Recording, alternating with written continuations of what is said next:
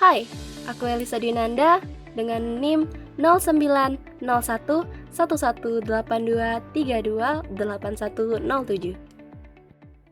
Pernah kepikiran nggak gimana sih komputer atau perangkat kita bisa saling terhubung dalam jaringan?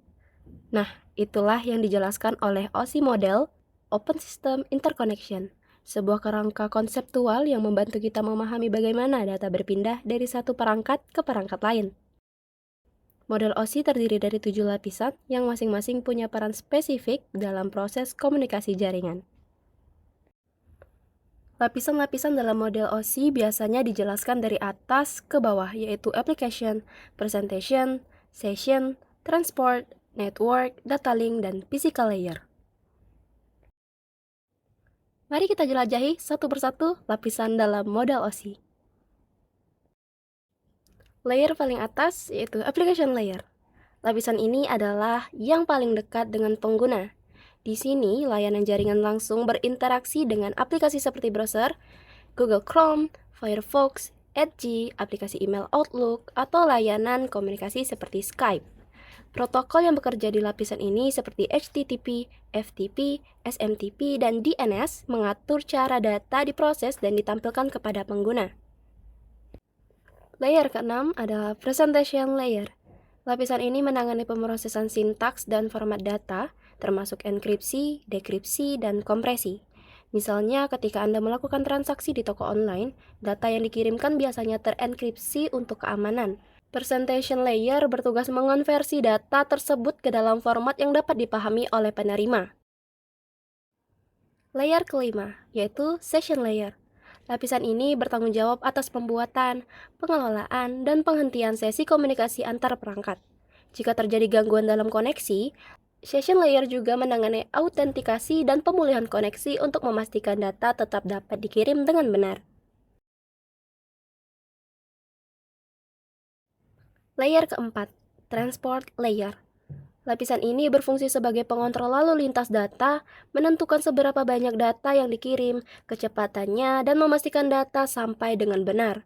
Protokol utama di lapisan ini adalah TCP, Transmission Control Protocol, dan UDP atau User Datagram Protocol.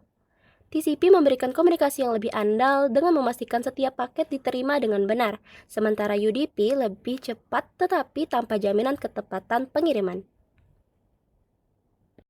Layer 3, Network Layer. Lapisan ini menangani routing data, memastikan setiap paket data dikirim ke tujuan yang tepat. Ketika data melewati lapisan ini, sistem akan memeriksa apakah data telah mencapai tujuan akhirnya atau perlu diteruskan ke perangkat lain. Protokol yang berperan di sini termasuk IP atau Internet Protocol, ICMP atau Internet Control Message Protocol, dan RIP atau Routing Information Protocol. Layer kedua, data link layer. Lapisan ini adalah salah satu yang paling kompleks karena bertanggung jawab atas komunikasi langsung antar perangkat dalam suatu jaringan. Lapisan ini sering dibagi menjadi dua sub-lapisan, yaitu Media Access Control atau MAC yang menangani pengalamatan fisik perangkat, dan Logical Link Control atau LLC yang mengatur kontrol transmisi data. Dan di layer paling bawah, yaitu physical layer. Lapisan ini menangani aspek fisik dari transmisi data, termasuk kabel jaringan, konektor, sinyal listrik, gelombang radio, dan perangkat keras lainnya seperti repeater dan transceiver. Jika terjadi masalah dalam jaringan, pengecekan pertama biasanya dilakukan di lapisan ini, seperti memastikan kabel tidak rusak atau koneksi Wi-Fi berfungsi dengan baik. Nah, sekarang kita lanjut ke TCP/IP. Mungkin kalian bertanya bagaimana komputer bisa saling berkomunikasi atau mengakses data dari komputer lain menggunakan internet dengan bantuan protokol. Nah, untuk paham ini, kita harus mundur ke tahun 1968, waktu Departemen Pertahanan Amerika Serikat ngembangin internet lewat Project ARPA. Awalnya, internet pakai protokol yang disebut Network Control Protocol atau NCP. Tapi di tahun 1983, NCP diganti sama protokol TCP/IP yang jadi standar utama komunikasi internet sampai sekarang. Meskipun TCP/IP sering dikaitkan dengan model OSI, keduanya punya perbedaan besar. OSI lebih ke teori dan panduan buat paham komunikasi jaringan, sedangkan TCP/IP adalah implementasi nyata yang dipakai di internet modern.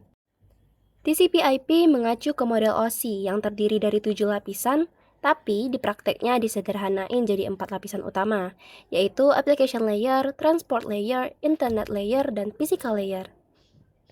Kali ini kami akan memperlihatkan bagaimana protokol TCP/IP menentukan cara data dipertukarkan melalui internet dengan menyediakan komunikasi ujung ke ujung yang mendefinisikan bagaimana data harus dipecah menjadi paket-paket, dialamatkan, ditransmisikan, diantarkan, dan diterima di tempat tujuan. Kami akan membawa kalian lebih dekat mengamati perjalanan sebuah data, dimulai ketika kita ingin mengakses sebuah website menggunakan aplikasi web browser. Disinilah berlayer yang menyediakan antarmuka, yaitu application layer. Dengan mengetik nama domain website tujuan, saat itulah data dibuat. Isi data tersebut diwakili dalam bentuk biner, termasuk teks, gambar, suara, video, dan berbagai jenis informasi lainnya. Saat ini kita berada di layer aplikasi. Lapisan ini bertanggung jawab atas pengiriman data antar dua perangkat yang terhubung dalam jaringan.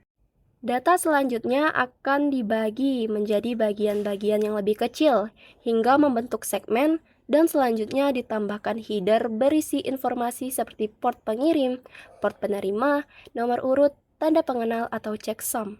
TCP memastikan bahwa data yang dikirim oleh suatu perangkat sampai dengan baik ke perangkat lain dengan mengatur pengiriman ulang jika terjadi kesalahan dalam pengiriman paket. Sampailah kita pada internet layer. Tugas utama lapisan ini adalah untuk mengatur pengiriman paket data melalui jaringan yang terhubung sebelumnya.